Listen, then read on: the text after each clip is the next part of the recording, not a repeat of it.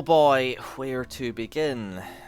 So, J.J. Abrams has been an executive producer on Westworld from the very beginning, and that hasn't been a problem so far. As a writer and director, he has a typical style which I would describe as methodically messy. It is oftentimes obnoxious, pretentious, trying to seem thoughtful and complex, but ultimately ends up being about as deep as a bowl of soup. Lots of things get set up, but key pieces of information are obviously being withheld from the audience. It's being really coy about the fact that you don't know something, but it's really important. Broad themes are slapped in your face with all the subtlety of an RGB dildo. There's usually a MacGuffin, and all of this serves as a frustrating vehicle with which to deliver dumb action, unconvincing CGI, and, if you're lucky, some nice shots here and there. Oh, what's that? You wanted the plot to have answers to the mysteries it's so smugly set up, and to have a satisfying payoff? Fuck you! Look at the shiny! Now, the first two seasons of Westworld I might have described as a bit messy at first. It set up a lot of things, but there were always things that you didn't know. Pieces of the puzzle were always missing, but when those pieces were revealed, often within the next few episodes, it was not only satisfying, but it recontextualized everything that you had seen up to that point in a way that was almost impossible to predict. It was a genuinely very thoughtful and complex show, and it dug deep into the themes it was exploring. In many ways, I think seasons 1 and 2 of Westworld were very much ahead of the curve when it came to the public conversation regarding artificial intelligence, robots, and automation. It also had a lot to say about the human consciousness, human behaviour, and the repetition of everyday life. The strong messages it had to deliver on these topics snuck up on you over the course of the show, and caught you by surprise, even though those seeds were very much planted from the beginning. All of this, combined with the exceptional soundtrack, cast, production design, and cinematography, very quickly solidified Westworld as my favourite TV show of all time. Now, having watched the Season 3 premiere, I'm worried that it's all come to a spectacularly awful end. I've told you, Bernard. Never place your trust in us. We're only human. Inevitably, we will disappoint you. The very first thing we see is one of these. I don't know if there's a name for it, where the show literally tells you with text on the screen where the scene you're about to see is taking place. Not only is this just a really uncreative way of delivering this information to the audience, but it's entirely unnecessary, as we'll see. The location of the scene is not going to have any bearing on anything. It reminded me a lot of Fringe, where there was always this obnoxious CGI text telling you where everything is, just not nearly as hilarious. So we meet this guy. He has a Scottish accent and he says fuck a lot. This means he is a bad guy, just like Daddy Delos. Remember him? At first I thought this might actually be a younger version of him, given how multiple timelines have been a defining element of Westworld thus far. Turns out this would be giving this episode too much credit. He has a little temper tantrum, he goes to bed and he takes this circular thing that looks like futuristic fish food. His house then gets hacked and he wakes up with a gas mask on. Who could be doing all of this? Why, it's God Mode Dolores, of course. Now, I thought this guy might be a robot version of a younger version of Daddy Delos, reincarnated to relive the sins of his past as some kind of eternal punishment, but it turns out this would be giving the episode too much credit. So, because this guy went to the park, Dolores knows everything about him. He had a wife, he was a bit of a cunt to her, and she died. He's being forced to relive all the memories while Dolores practices teleportation. Eventually she says she'll make it stop if he gives her some important files. Also that she took all of his money, but she doesn't know what money is. but that she does know she'll need it in this world. I haven't been here very long, but I know I don't want to be here without it. So from this we can figure out that we're picking up hot off the heels of the season 2 finale, because Dolores hasn't been in the real world for very long, but she knows that she needs these files that the audience clearly knows nothing about. He gives her the files and she starts walking away, but this guy, his name is Jimmy by the way, goes to attack Dolores. But because Dolores knows everything about him, she was able to predict all of this perfectly, so she teleports again and he cracks his head off the side of the pool. Ouch. At this point, Jimmy's new wife comes out and asks Dolores who she is. She says, The person who set you free. then she just fucks off and leaves her to deal with her dead husband, and also probably to tell the authorities that it was a very intense blonde woman that killed him. Surely it would have been wise to teleport away before she got a good look at you. Or maybe we're supposed to believe that she's not going to tell the authorities about Dolores because girls gotta look out for each other. I don't fucking know. The title credits roll, and oh look, it's one of these again! Now, let's assume that this didn't come up. How long do you think it would take the average audience member to clock that this is LA?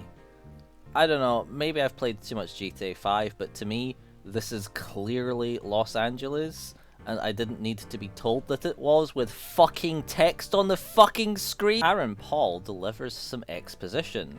He was an army guy, and he's talking to this other guy who was also in the army.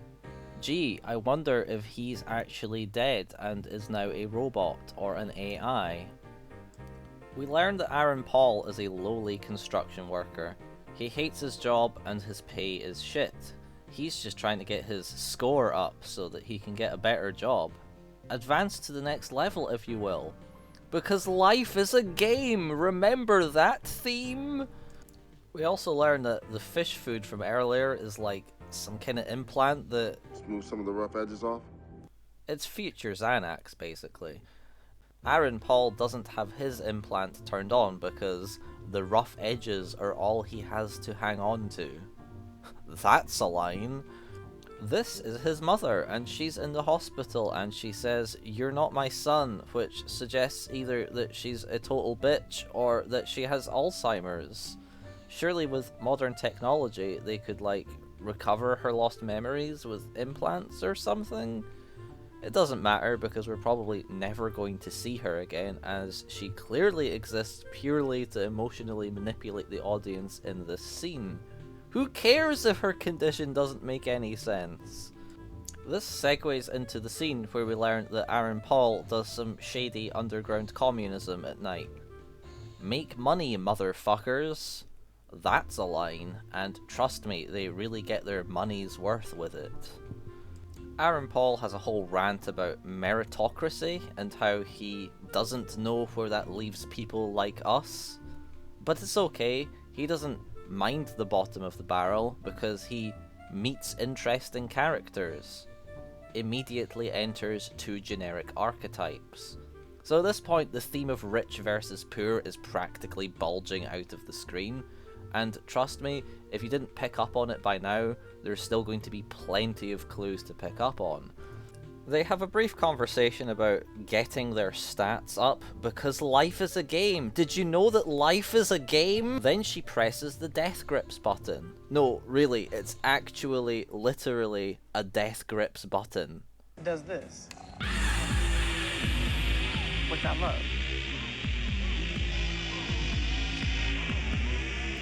How do you do, fellow kids? Then they blow up an ATM. Then we're in San Francisco, but there wasn't any text on the screen telling me that it's San Francisco, so I'm really confused and I don't know where I am, which literally ruins the entire episode. Oh, for fuck's sake. So Charlotte, which, if you remember the end of Season 2, is actually Dolores now, enters the Delos board meeting. The board is obviously concerned that a bunch of people died in the park, but Charlotte/Dolores tells them not to worry their pretty little heads about it, and reminds them of the proprietary assets that they also need to protect. The other board members are worried about the Delos brand, but Charlotte/Dolores has a simple solution. They just need to find Bernard, and then all will be forgiven by the public, because that's obviously how that would go. We find Bernard is laying low, working on a farm, I guess. He has a moment with a cow that's broken her leg. Are animals still being farmed for meat in this future where they can 3D print human flesh? Is the cow a robot? Who cares? All this scene is a reminder that Bernard is compassionate. Then it turns out that the cows are indeed robots, but they're still purposefully built with really weak ankles and AI that's dumb enough to get those ankles broken in the first place. Huh. So later that night, Bernard is running a diagnostic on himself. So I guess there's two versions of Bernard now, and he can literally switch between them with the press of a button. I really like the dynamic between Bernard and Arnold as a way to explore the duality of man in the first two seasons, but now that whole theme has been reduced to a fucking button. Now the text on the screen tells us we're in London UREW? I can only assume that stands for United Rejection of European Wankers. That's right folks, we're doing Brexit jokes. Again, you can instantly tell that this is London because that's Big fucking Ben in the background. Oi oi, it 5 bong! Dolores has this transforming dress, and I gotta say, this was actually really cool. It instantly reminded me of Violet Chachki from Drag Race Season 7. Tartan. Getting a reveal. Oh, God. Oh! Bay City Roller. I'm giving you tartan eleganza. So Dolores is going out with this guy who's the son of a guy who owned a company that does algorithms. These insufferable rich people take drugs and say fuck a lot. Ramsay Bolton reckons we're living in a simulation. Here's fucking hoping. I honestly really like Iwan Rayon as an actor, so I think it's a bit sad that they've clearly only got him to play this role so that they can make this inch-and-a-half joke as a very subtle reference to his Game of Thrones character. I think that people believe the things that help them. Of course, it could just be this.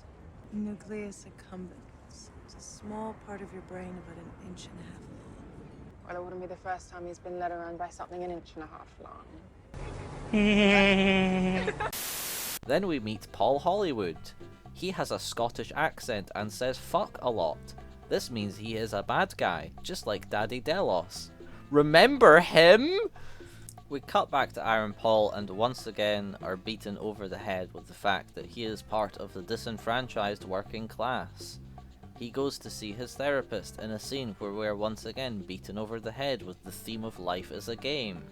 The show coyly hints to us that his army buddy is actually an AI and is part of his therapy. At this point, I don't think it's supposed to be that obvious, but it really fucking is. Aaron Paul goes to a party and people are taking fish food drugs. This guy is freaking out because he took one that's still being beta tested and he can't handle it. This guy says, Fucking noob. "How do you do, fellow kids?" The life as a game theme is yet a fucking again beaten over your head, while this guy is actually beaten over the head. Is this the show trying to be self-aware? I think that'd be giving this episode too much credit. This reflection in the water clearly does not match the object it is supposed to be a reflection of. RTX off, I guess.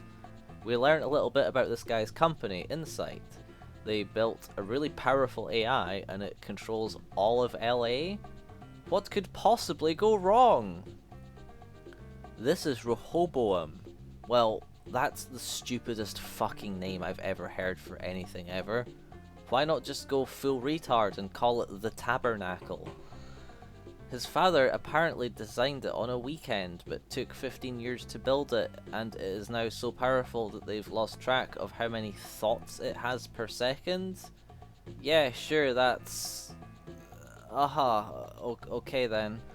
So this AI is being used to figure out how to utilize everybody to their full potential, chart out a course for them, I guess optimize all of humanity. I can't see that backfiring in any way whatsoever. Paul Hollywood tells him he needs to go to a meeting, so Dolores follows him. Turns out someone is trying to get access to the tabernacle. I wonder who that could be. Fuck off. Then they have this conversation about a bunch of stuff that is deliberately vague, but also really important, even though it will probably turn out not to be important at all, and it's really fucking obnoxious. We cut back to Bernard, and he gets confronted by these two guys who have figured out who he is. He says he doesn't want to hurt them, but then he presses the button and he hurts them. By the way, why do these guys have cattle prods if the cows are robots? Surely they can just like switch the cows off before they slaughter them? Now that I think about it, why do they need to slaughter the cows in the first place? If they can create robot cows, then surely they could just print the meat and skip the whole creating a robot part? None of this makes any fucking sense. Aaron Paul has a dream about the obnoxiously vague thing he did with his dead army friend, and once again we are beaten over the head with themes of the disenfranchised working class and life as a game. So Dolores sees that something's clearly troubling her BF and tries to be a supportive girlfriend. He reveals that he doesn't have access to the inner workings of the tabernacle and he has no idea what it's actually doing or how. Then Paul Hollywood attacks Dolores with a cattle prod, and they say fuck a lot. Turns out Dolores was doing some shady shit, and they took 4 minutes to decrypt a message that tells them she is supposed to be going to an underpass for something. So they take her there. Gee, I don't suppose this could be a trap. Aaron Paul gets given a package and is told also to take this car and to take it to the same underpass that Dolores is going to. This guy tells him to fuck off, but he doesn't, so he pulls a gun on him, and Aaron Paul is all like, been there, done that, so the guy is like, I'll shoot you in the head, and Aaron Paul is all like, been there, done that, so he just doesn't shoot him? The fuck? They put Dolores in the back of the car that Aaron Paul brought them, and they drive off somewhere where they inject her with drugs that are supposed to kill her, but they don't because she's a robot. A car shows up and Paul Hollywood goes to investigate it and finds in the car Paul Hollywood. It's obviously him, even though the show acts like it's not supposed to be obvious. So Paul Hollywood is obviously spooked and calls for the guys in the car with Dolores to come over, and that's when Dolores wakes up and starts wrecking cunts. Then you get this scene of Dolores going out and wrecking even more cunts, and it's all shot from within the car, which is pretty well done to be fair, but it's all a bit of style over substance if you ask me. Paul Hollywood tries to get away, but Dolores chases him. While all this is happening, Aaron Paul is talking to his dead army friend AI, and it is finally actually revealed that yes, his army friend is dead and he's talking to an AI, and this is part of his therapy. The show, yet again, acts like this is a big surprise, but it isn't. There's more obnoxiously vague suggestions of a thing they did together. It is vague and obnoxious. Aaron Paul unsubscribes from his dead army friend AI, bringing his subscriber count back down to 0. He then goes back to the underpass where he dropped off the car to look for Dolores. She catches up to Paul Hollywood, and it is revealed that it was Paul Hollywood in the car. The show acts like this is a big surprise, but it isn't. Then Dolores wrecks more cunts, but she gets hurt, so she goes to the underpass, meets Aaron Paul, and their relationship is clearly going to teach Dolores about what it means to be human. He's clearly going to end up helping her in the robot uprising. It's all really fucking obvious. Then Bernard is somewhere. There was no text on the screen telling me where this scene takes place, so I'm extremely confused and the episode is ruined again. He tells this guy he wants to go to Westworld, and the episode ends. Oh wait, actually no, it doesn't really, because there's a post-credit scene where Maeve is in Nazi Germany or something. Having set up the real world as being a vehicle for the writers to say fuck rich people, this clearly sets up Nazi Germany as a vehicle for the writers to say fuck Nazis. It's all really fucking subtle. I hope that I am wrong and that this season will get back on form, stop being obnoxiously vague for no reason, and have some satisfying twists and turns that deliver some poignant messages. But based on this premiere, I'm expecting this all to just turn into another generic J.J. Abrams thing, and that's really fucking disappointing. That's all. I might review the next episode if I don't die from coronavirus and if I can even make it through the entire episode. Don't hold your breath. I'll catch you later.